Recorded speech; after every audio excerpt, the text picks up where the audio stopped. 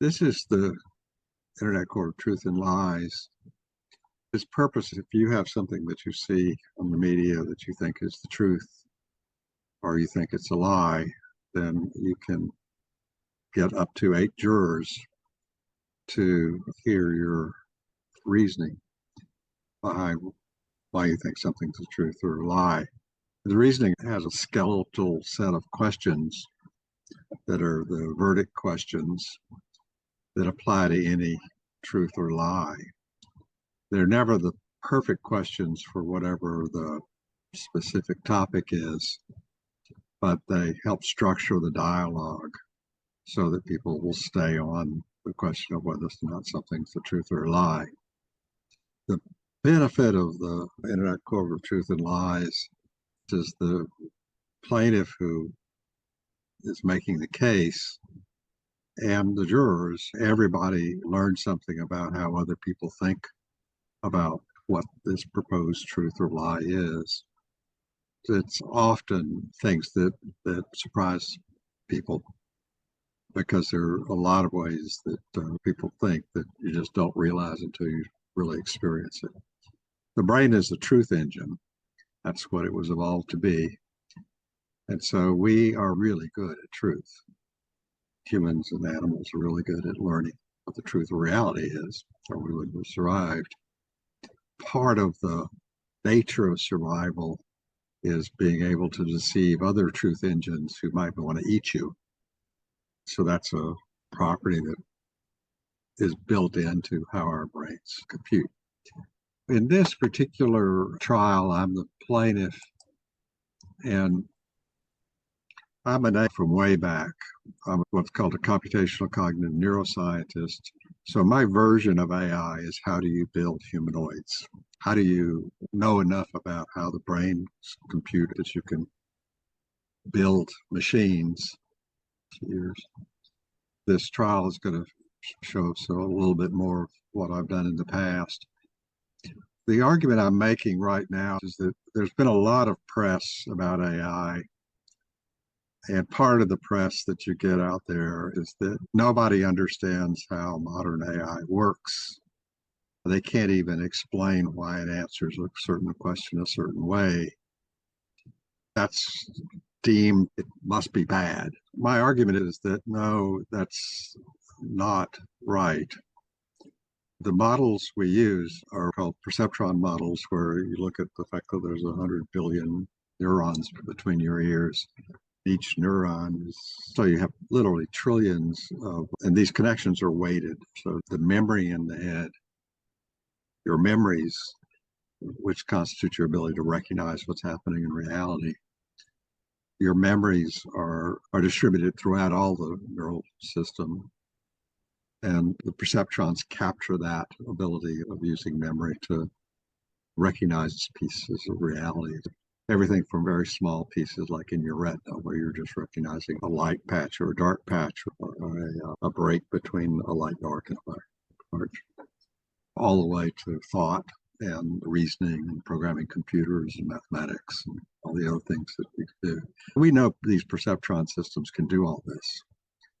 We've known this for years, and we were petitioning to be able to buy the hardware to be able to implement enough perceptrons. We were able to 80s, a few thousand perceptrons hand-coded because the machines were so slow. And we'll see an example of that today. But we knew, and having studied alternatives to how brains could compute, we knew that perceptrons were probably the right way to do it.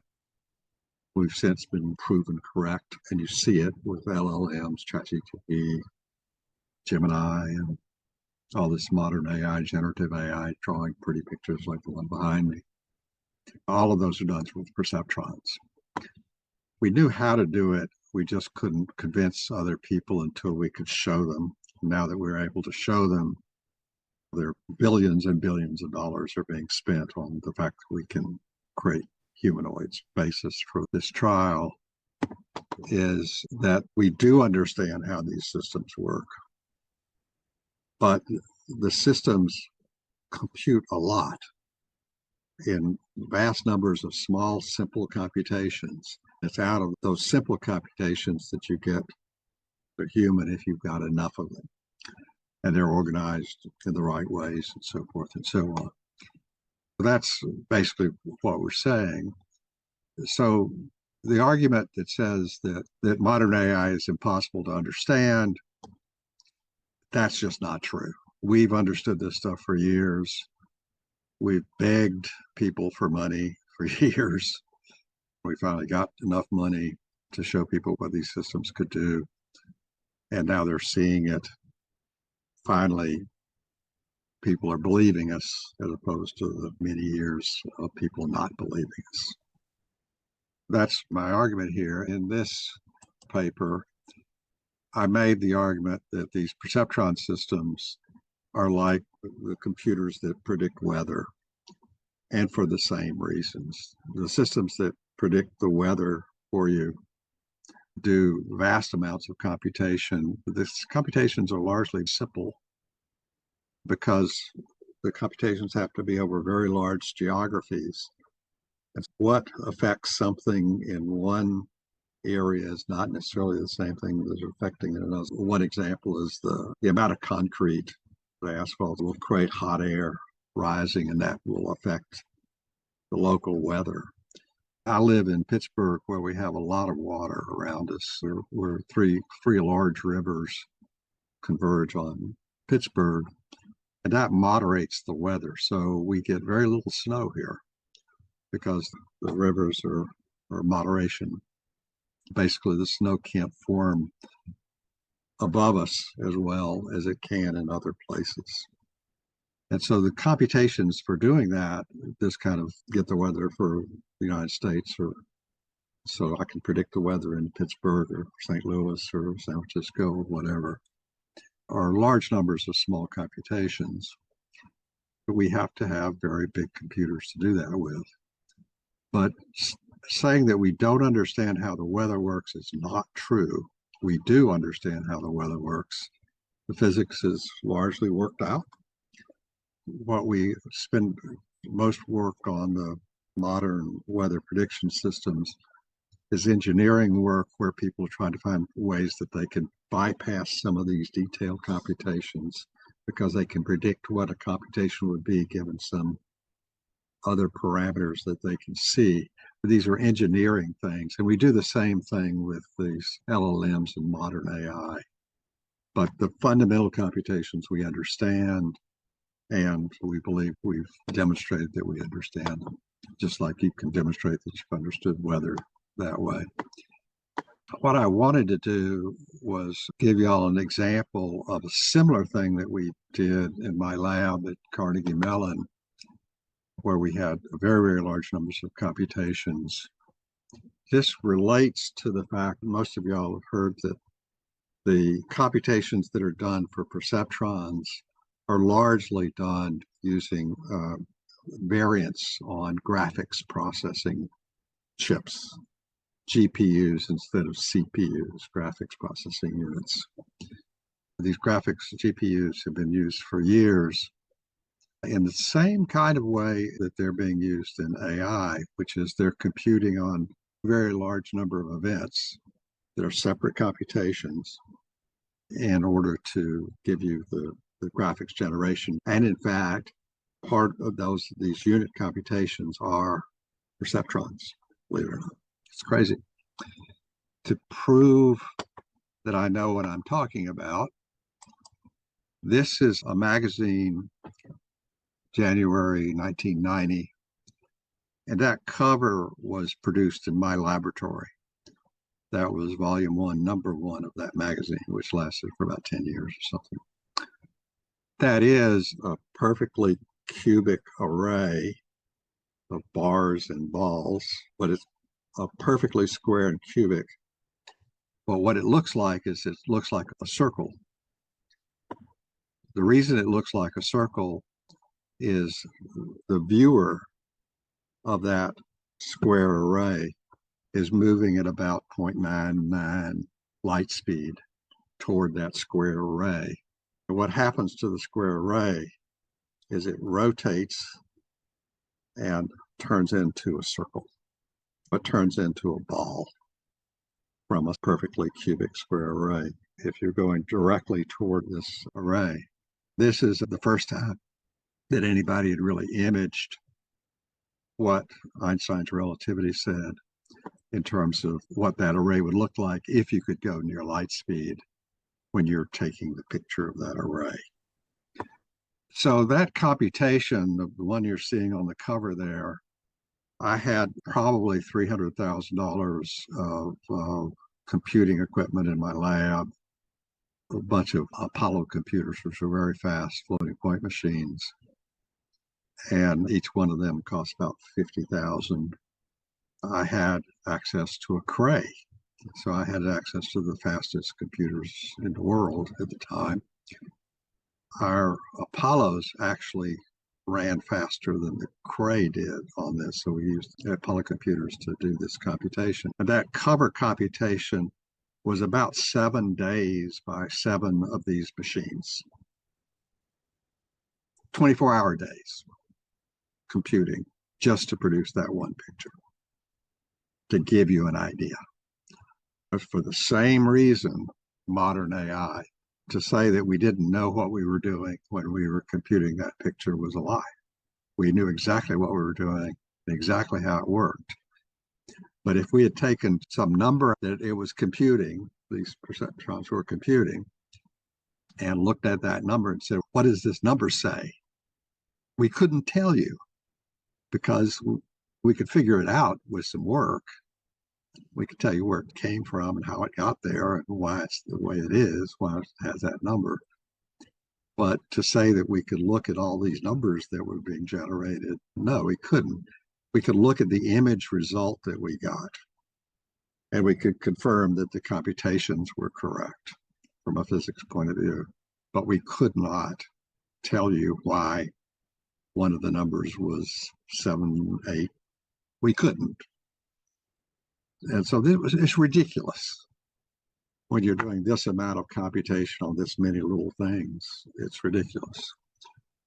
So this is proving that I actually did the work. Pete Sung was my PhD student at the time, and this was his PhD thesis. And I was the second author on this, and then a guy named Robert Dunn was the third author, who was also in my lab.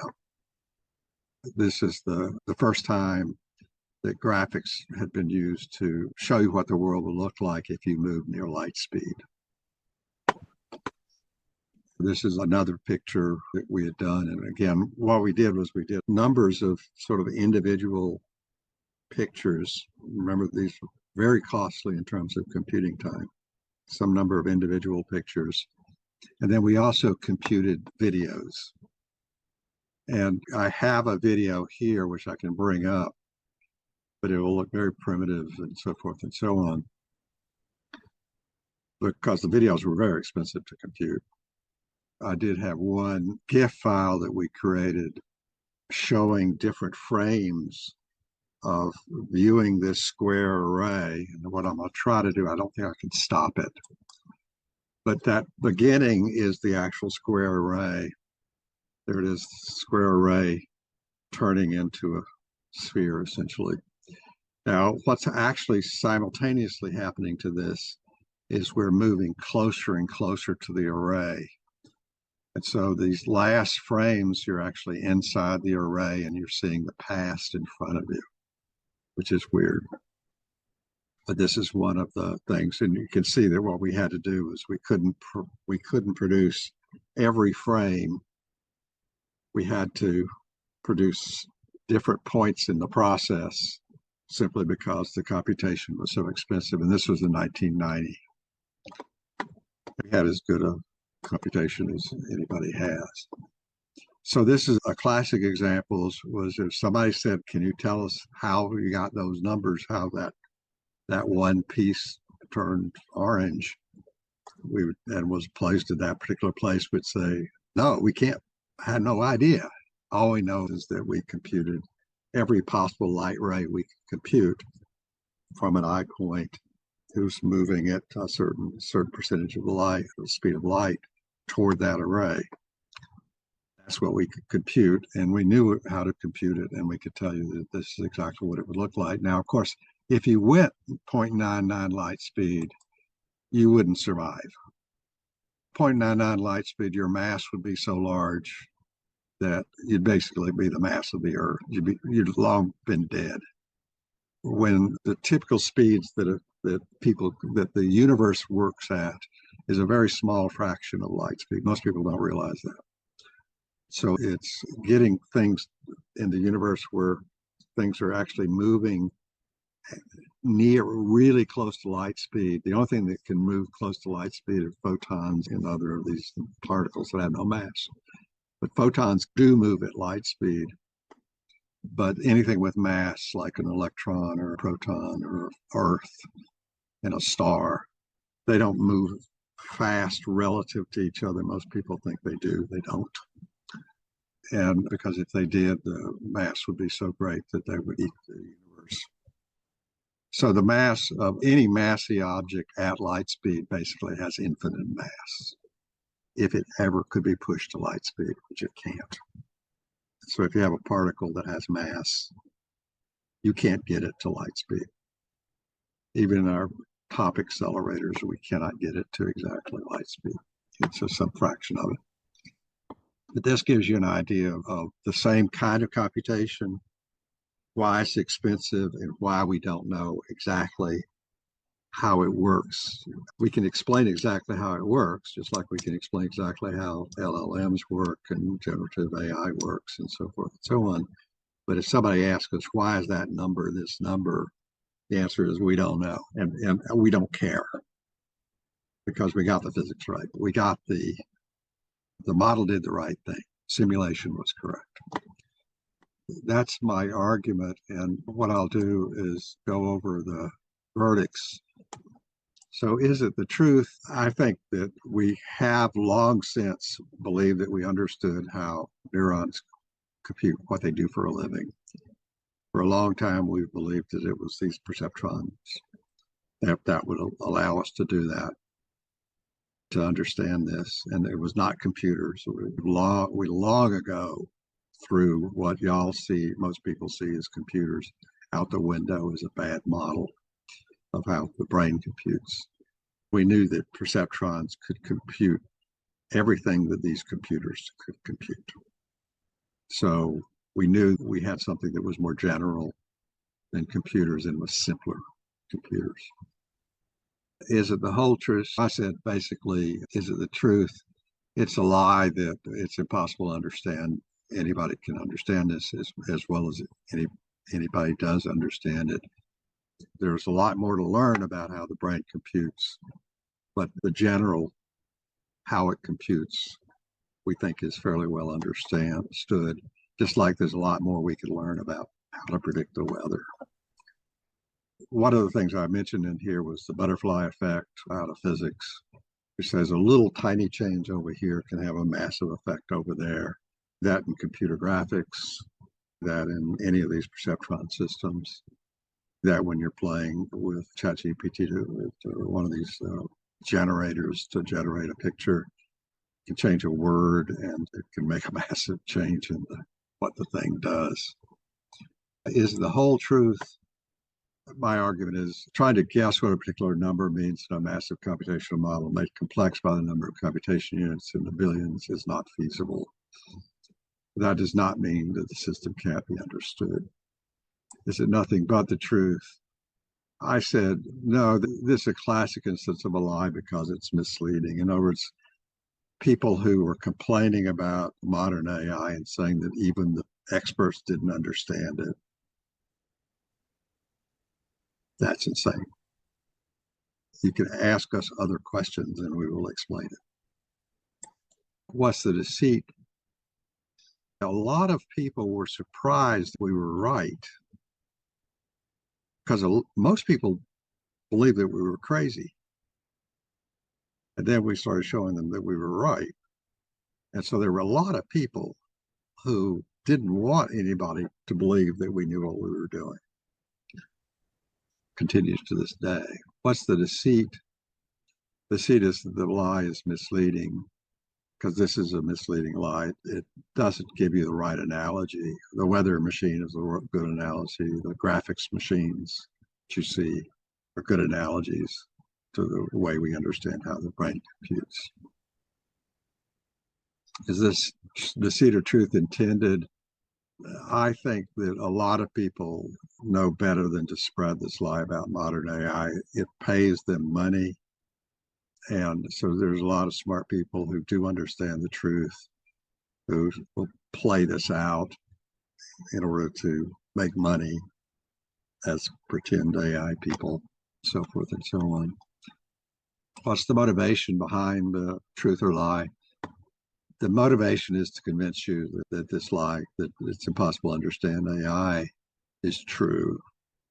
It's factually true. It's that nobody really understands it. Sorry. What's the social acceptability of the truth or lie? It's unacceptable. I really wish that people would understand that they've been seeing these other systems that are analogous to these machine learning systems that we've been building. And what we just didn't have was the scale we needed to show that these systems provably could behave like humans, and they do, both good and bad. What label would improve the social acceptability of the truth and lie? I said AI can be understood as massive collections of very simple perceptron computations, and they can be. That's my argument. I'll go through the jurors and get 20, 30 seconds of each of y'all's verdicts on this. I'm curious as to whether or not I confused you or helped you understand things. I don't know. Juror one. That's me, Bob. Okay, so at first I was like, okay, I can follow this. And I was like getting confused. So I pulled up my Gemini and I was like, can you give me a summary so I can explain this like I'm a 5-year-old? And this is what I got. Imagine your brain is like a giant weather forecast inside your head. Lots of little dots, just like rain is made of millions of tiny drops. Your brain is made of billions of tiny thoughts all working together. The butterfly trick in the weather, a tiny butterfly flapping its wings can cause a giant storm far away. Your brain does the same thing. One tiny thing here can start a giant storm of ideas in your head. And then human superpowers. Animals have brain weather too, but humans have a superpower. We can use words to talk. That means I can take the weather storm inside my brain and share it right into your brain. And that right there is just too much braining for my brain, to be honest. It's pretty good. Yeah. But juror 2 and her fence, a section of her fence just got knocked down. Oh. She wanted me to read hers, and she said that she agrees with the plaintiff, who is the expert. And that was all she had to say for 2. Okay. Juror 3. That's me, Bob. I've got a bit of a cough and my voice is disappearing. But anyway, I didn't understand much of what you explained now, but I understand the gist of the case, of the trial, in that as much, it's not that it's impossible to understand AI, because we understand AI. I don't know how accurate this is, but I'm going to say that we understand AI just as much as we understand our own brains. Right. And I think we actually understand how our brains compute. So we understand it in a way that 30 years, 40 years ago, probably, we thought computers were the right thing. When I was in graduate school, for example, the first few years of graduate school, I honestly believed that the computers that you see were good simulators of human thought and human perception and memory and so forth.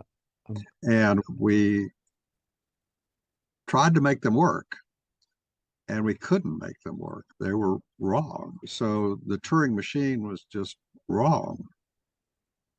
Once we started studying these perceptrons, we said, oh my God, this is how the human brain actually computes. Yeah. And if I rephrase, Bob, yeah, we have AI in its current form because we understand how the human brain works. Yeah. AI works just like the human brain. Is That's that right. accurate? So the modern AI you're seeing, the LLM specifically, and the graphics, they compute just like the human brain computes. they're modeled after how the human brain Yeah, behaves. That's exactly where they come from. Was people like me who'd been trying to figure out how the human brain thinks. It all comes from people working on how to make a human out of a machine. That's what we were doing. We really understood it by 1990 or 1993 or something like that. We kept trying to get people to give us enough money to build the real machines, and we couldn't do it. Finally, IBM came along and gave us enough money to build a chess machine like we thought the human could do it, a human that's got the superhuman memory capability. And we beat all the masters. That was the Was that first the break. famous IBM, what was it called? Watson. Yeah, that was Watson. We coded Watson. Oh, I was in wow. the hall that coded Watson. That was my hall. Okay. We coded it using perceptrons. Yeah. Wow, that's fascinating. Thanks. Yeah. Juror 4. Crowd to get the audio to work. So with regard to the trial itself, the language of the trial itself, the concept that modern AI is impossible to understand, that statement is false. And that's what we're actually trying in this trial, correct? Yes. Okay, good. I've pointed out repeatedly the linguistic issues. I apologize, I was on a phone call earlier, so I didn't hear what you were saying. But with regard to describing perceptrons, I've spent some time to try and understand the concept. I've tried going through a couple of papers in mathematics and IEEE Access, one from You're in the 2022, wrong place. You're in the wrong place. These are, and maybe, but I think one of the biggest issues that we're encountering is in trying to describe the way these things work. People think of computers, and I'm guilty of this as well, as binary. It's a 1, it's a 0, it's off, it's on. Yeah. But we need to conceptualize perceptrons as nodes that include weights and value judgments before returning a 1 or a 0.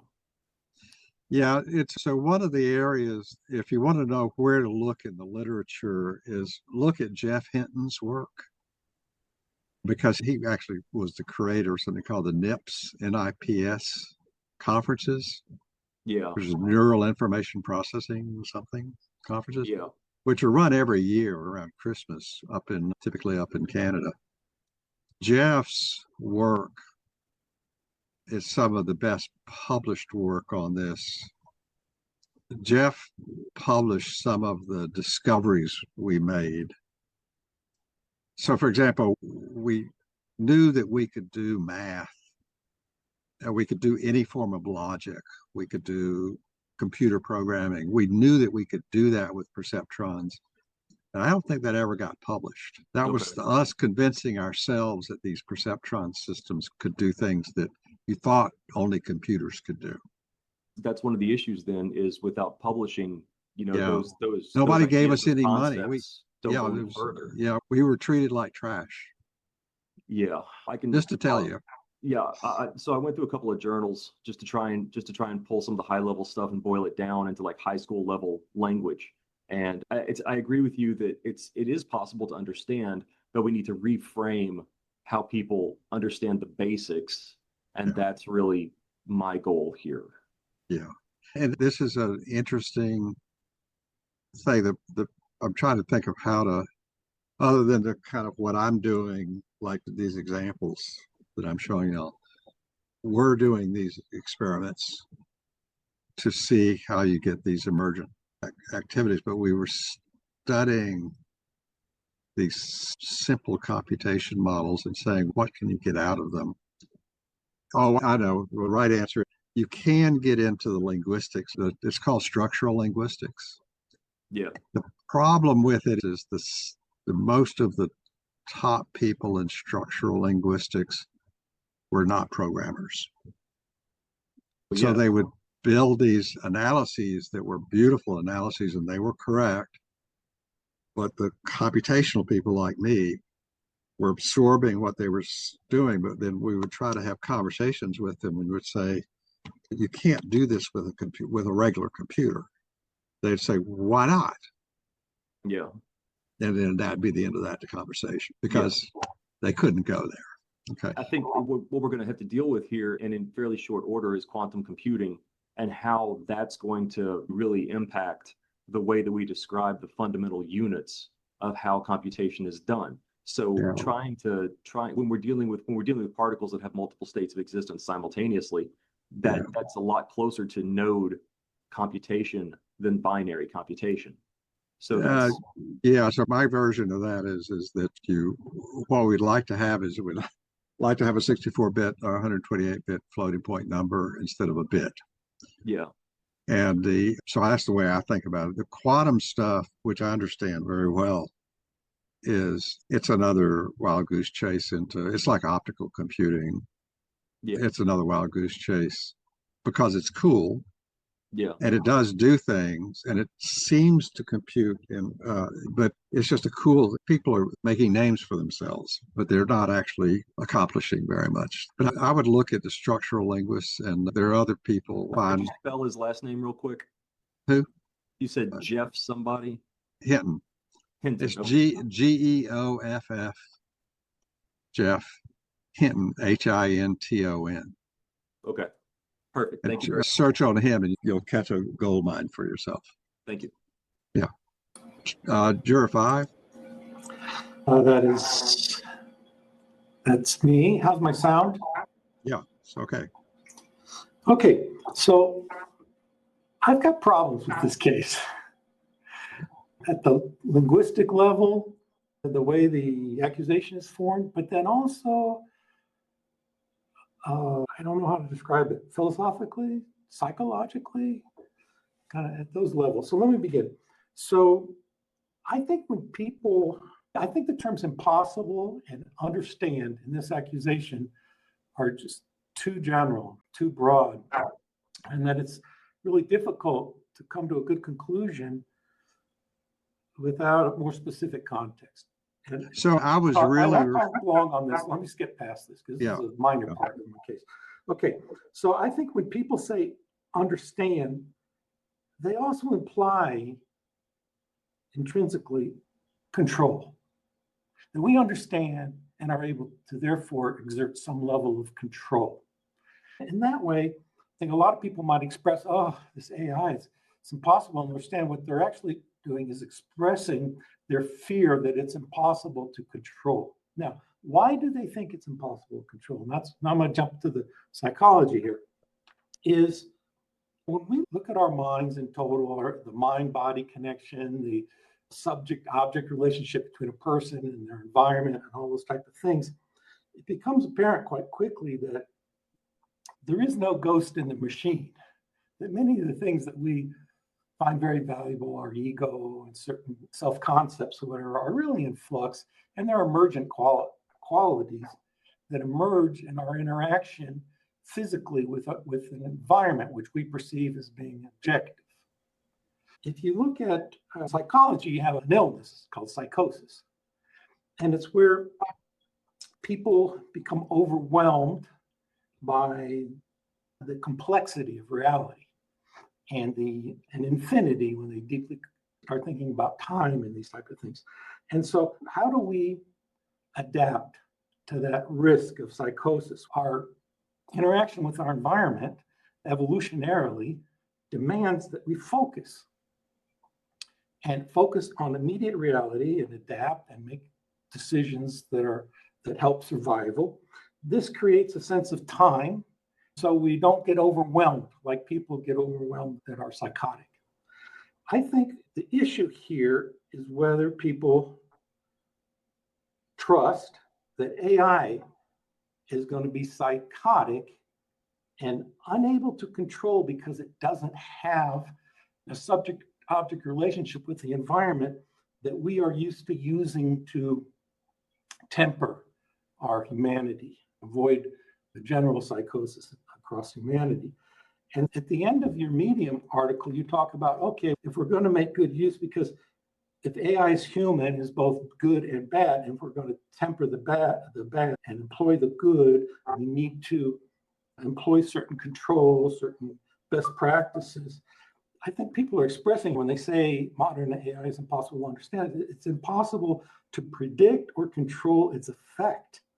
And since AI's potential power for both good and bad is immense, and so therefore there's a desire in society to have its development controlled, similarly to how we controlled nuclear weapons proliferation. I think you touched on that sense of unease at the end of your Medium article. Getting back to the accusation here, modern AI is impossible to understand. So if you expand the context here and say what people are expressing with that statement is this unease, I think you touched on the unease yourself in the Medium article. So to a certain degree, this is not a lie. All right, so so that's the end of my case. Yeah, the phrase AI is impossible to understand, I didn't make that up. That's being said in the press. And so I was just reiterating what people say, but the point you're making, which is correct, is they may not mean it the same way I took it.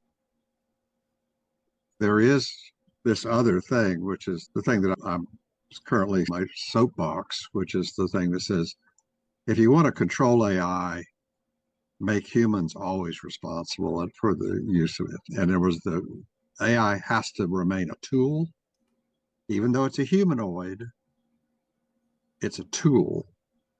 And you can't let these tools take responsibility. There has to be a human always there taking responsibility. If the humanoids start taking responsibility for humans, we're all dead because we're a very inefficient computation machines from their point of view. It'd be like a weather predicting computer that can actually affect the weather. Yeah, that would do it. That would take care of us. It's possible to And it may be able to, by the way, these things may be able to do that, but they must be our tool. We cannot be theirs. Okay. So, yeah, so you see within that context, those fears could make someone feel like this is actually a true statement. Yeah, totally. All right. That wraps Okay. it up for me. Thank you for your patience, Bob. Are we on? 6 is me, yeah.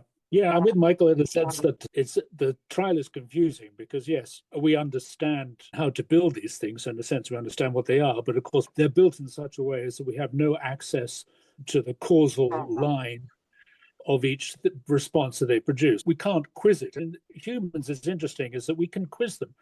Psychologically, we can investigate their brains and we can get to try to understand what forces are creating them, making them act, and under what kind of influences they're responding, which we can't do with LLMs. But the phrase, the lie that you mentioned, it makes me think that it's being furthered by the makers of LLMs because they don't want responsibility. That's exactly right. I think that's exactly right. These people are engineers driven by VC, by venture capital. In this sense, I think they're traitors to humanity, actually. In the way that I think some of them are and some of them aren't.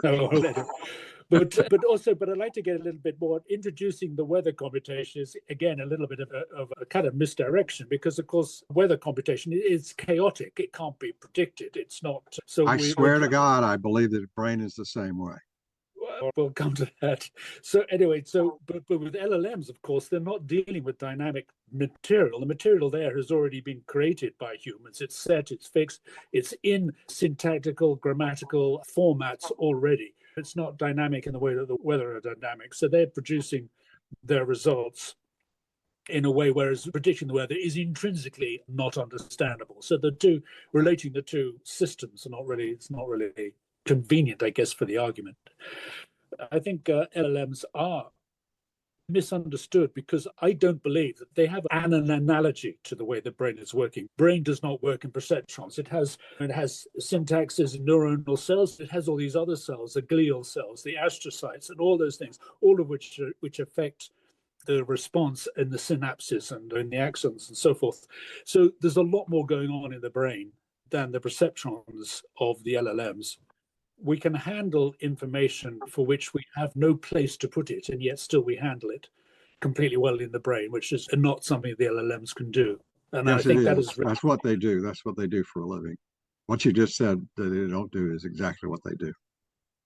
No, but they don't record. They have no memory of any particular conversation. If you ask them to repeat a response, they'll come up with something different. They have. Well, so the reason for these big data centers is people have discovered that the engineering on these are really making use of these perfect memories. They are recording actually exactly what was said, but they can't respond to it because they've not.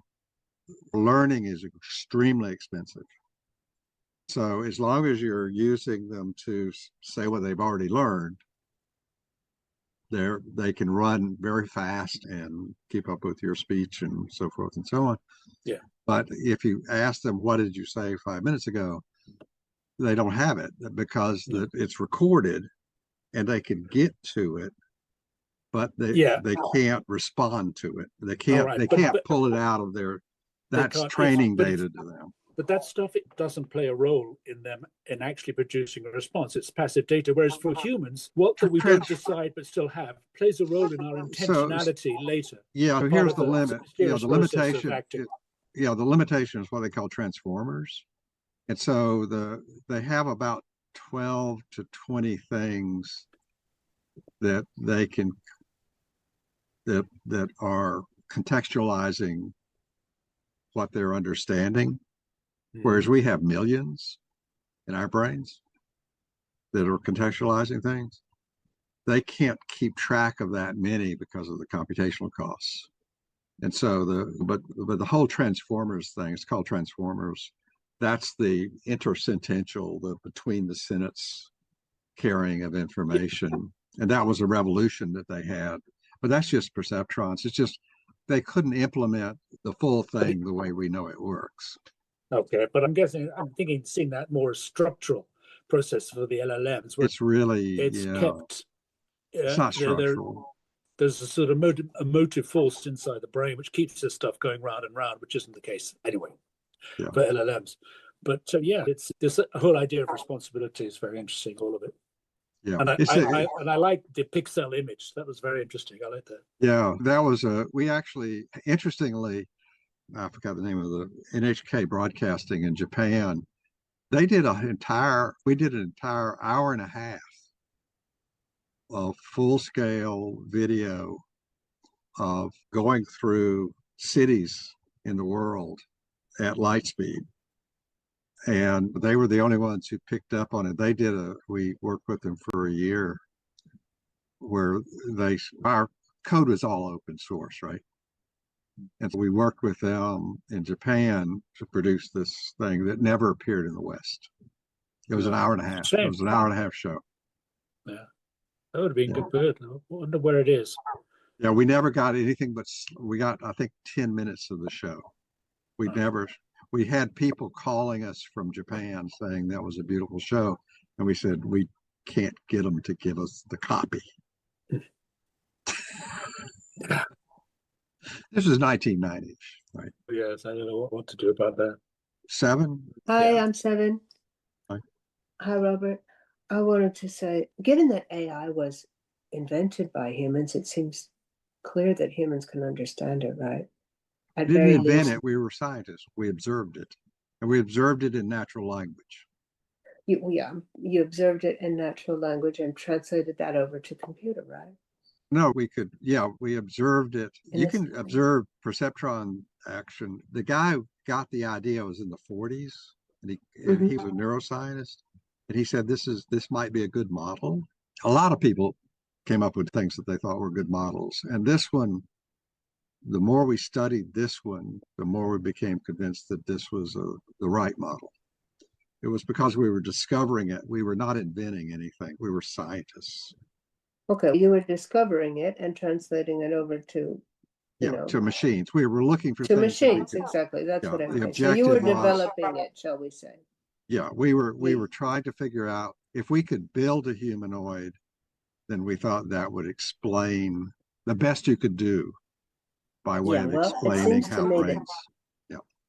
Given that you and others did build this, it seems, and you were human, it seems pretty clear that it's understandable.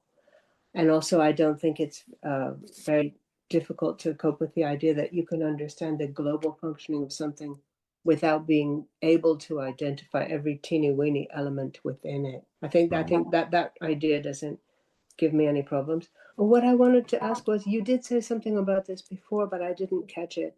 Who is saying that it's impossible to understand AI and why? Oh, this is one of the big, just in the last few years, as ChatGPT was taking off and all these other things, there are articles written in magazines like Fortune and The Economist where the complaint was that even the guys that were doing this did not understand how it worked and why it worked so well. Okay. And the answer is no, we understood exactly why it worked so well. Okay. And we had done them. And why are we complaining about that? Because it made Just news. because they didn't understand. Yeah, because it made news and they didn't understand what we were doing. Oh, okay. And you said that the reason they perpetrate this is because they want to get rich. I didn't. Yeah, for them. Yeah, it's news, right? It's just how do you become famous or whatever it is. Oh, just by being the guy who said it's impossible to understand AI? Yeah, and pretending that you're one of the people who are a real AI. The number of, I call them real AI people, it's getting to be a larger number, but for years and years, we knew everybody. Everybody knew each other. It was a small group in the Small group, 70s. but there were a lot of people who said that they did, who we knew didn't. But we were just academics, so what we're going to do. But it's these people who are pretending that they don't understand it when they really do? Is that what you're saying? No, they're pretending that they are AI people. And then being an AI person, I'll tell you that I don't understand it. Yeah, that's what they're doing. And it's like me pretending to be a mechanic and saying there is no way to figure out how the motor works. That's exactly right. Yeah. It's hard to see how that advances. Yeah, because it does require. It's puzzling to me what's in it for them.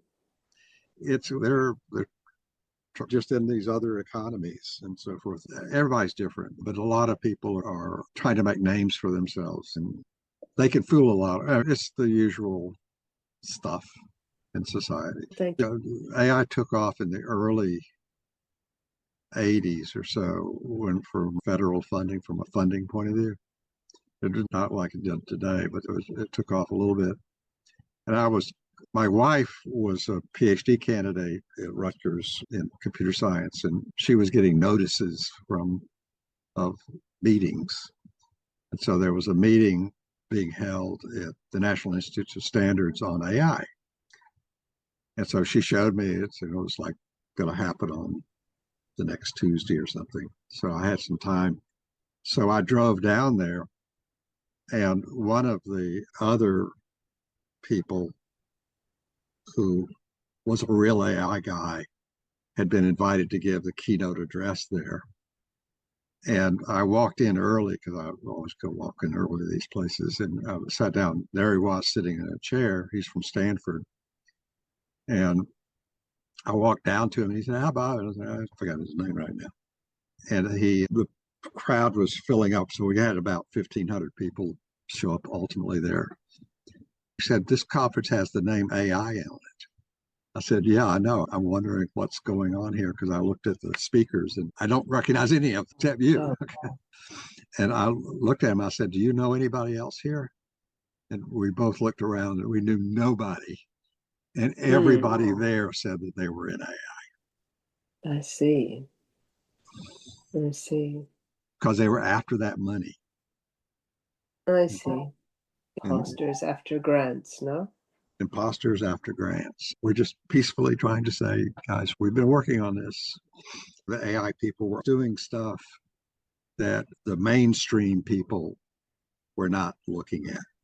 So this guy, Jeff Hinton, for example, he's very much like me. He's a cognitive scientist, but he's one of the guys who spent years doing these incredibly simple little neural networks, demonstrating that you could do certain things with them. And he was paid like a no-name professor, University of Toronto, and places like that. I see. Anyway, so Juror 8. Hi. Hi, Robert. Okay, so for me, if I read your accusation where it says modern AI is impossible to understand, I think it depends who you ask. Because not all of us are very clued up with AI, especially me.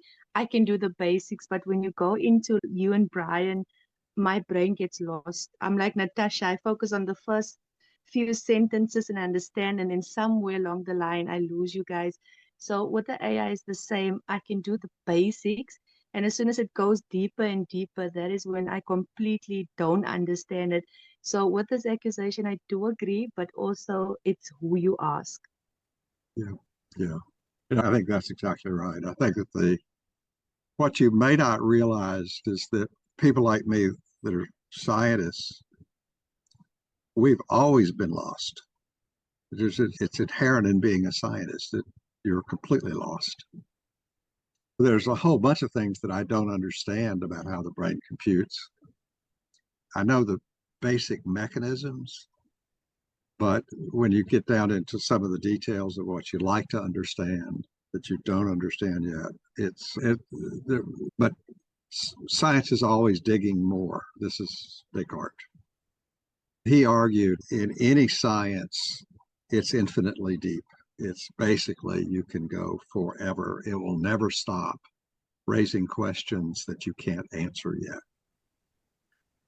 It's just in the nature of the thing. And my argument, and he argued, I think therefore I am. He said, this is how the human brain thinks. So this business of how we understand things creates this infinite depth of questions that we can ask. So after we've answered some of the questions, it just builds more questions, basically in the same topic area, and it will go on forever. And that was one of his observations, is in around 1600, about 50 years before Newton. And he was observing this kind of stuff. It's an interesting thing. But I think most people like me, if you were to ask Jeff Hinton what I actually know him pretty well, he will be saying essentially the same thing I'm saying, which is we're so far from fully understanding everything we'd like to understand that it's amazing. But we do understand some of these basics at this point. We think we understand them. I totally appreciate what you just said. If I was in an advanced physics class, I would last about 2 minutes before I was lost, because they would start going too fast for me. I can't follow what they're doing. Okay, so we'll see y'all next week. Bye, y'all. Okay. I'll see y'all later. Bye. Okay, we'll see y'all. All right. Okay, bye-bye, everybody. Bye-bye, everyone. Bye. All right.